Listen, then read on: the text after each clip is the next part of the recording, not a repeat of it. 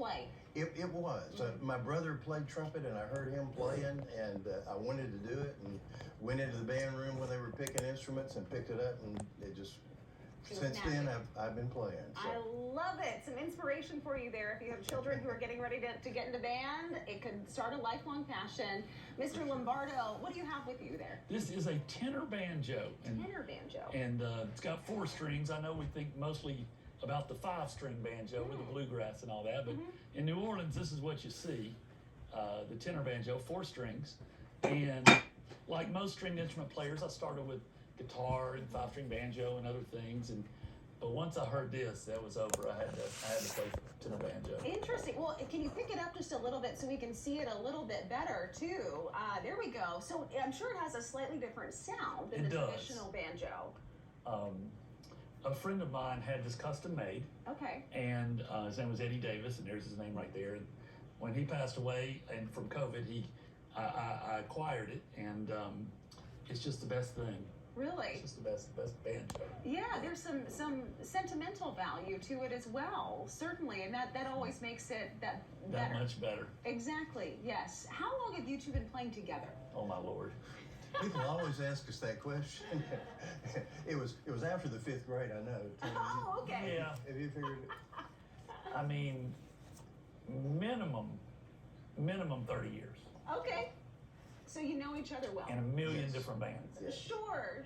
And that's something that's kind of fun about this group too, is that it's not the same group every time. You add in different people. That's exactly right. You play different groups for different venues. How do you determine who's in your band at what time?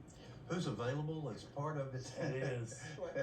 And of course, we look for the best ones, don't we? We try. Yeah. I mean, and Or you settle for Tony sometimes. No, I'm kidding.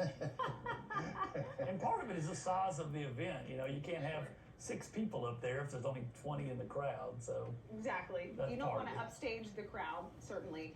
Why this particular genre? And do you only do kind of New Orleans jazz, or do you do other things? We do a lot of different things, and the 4 of us that are here today, we play in different groups together, doing different kinds of things. But I started playing the New Orleans jazz actually when I was in high school. Okay. It's kind of unusual, I guess, but we played for the county fair and did some talent shows and so forth. So, yeah, I started that along with playing.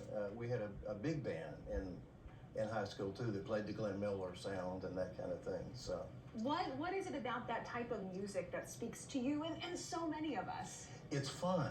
I think that's a big part of it. It moves you. And also, it's not really a show where you're playing for people. They're part of it. They're part of the event. It's all like this one big celebratory thing. And, and I don't know if any other music really that does that. Sure. Maybe punk rock. Yeah.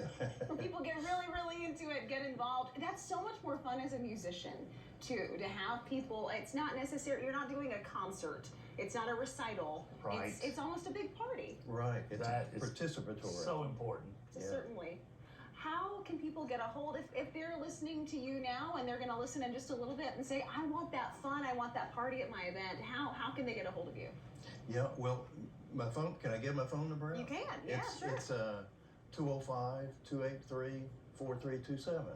Okay. So that's my cell number, and I get texts on there and calls, of course. And Chuck is so incredibly busy that he probably won't pick it up, so you can call me at 205-568-5167. Good to know. And you all actually do lessons as well, is that right? We both do, yes. Okay. That's great. So we can contact you if we want a musician, but also if somebody in our life wants to learn a little bit of music. Yeah, I think we both, and as a matter of fact, all of us in the group like to do education. So it's so important to inspire. You never know if you're going to inspire the next great, trumpet player, banjo player, rock star, who knows, jazz player. Yeah, for sure. And you can say, I helped. That's right. That's right. I was a part of that. Exactly. Gentlemen, thank you so much for your time this morning. Very, very excited to hear your talent in just a little bit. Thank you. We're excited to play for you. Great. All right, it's just not Mardi Gras without a special little treat. We are talking about king cake. We'll try out local bakeries in just a few. Keep it right here on ABC 3340.